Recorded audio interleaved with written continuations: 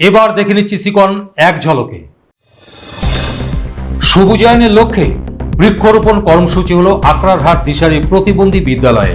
শনিবার হলো এই বৃক্ষরোপণ কর্মসূচি।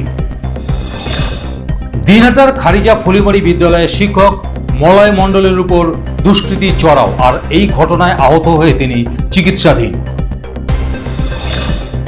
পরিবেশ দিবস উপলক্ষে অখিল ভারতীয় বিদ্যার্থী পরিষদের পক্ষ থেকে মলাডাঙ্গা স্বাস্থ্য কেন্দ্রে হলো বৃক্ষরোপণ কর্মসূচি। সাইবার ক্রাইম নিয়ে অ্যাওয়ারনেস ক্যাম্প হলো পুন্ডিবাড়ি আরজিএল স্কুলে।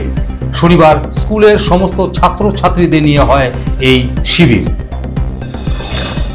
বিভিন্ন সময়ে হারিয়ে যাওয়া মোবাইল ফোনগুলি উদ্ধার করে প্রকৃত মালিকের হাতে ফিরিয়ে দেওয়া হলো পুলিশের পক্ষ থেকে।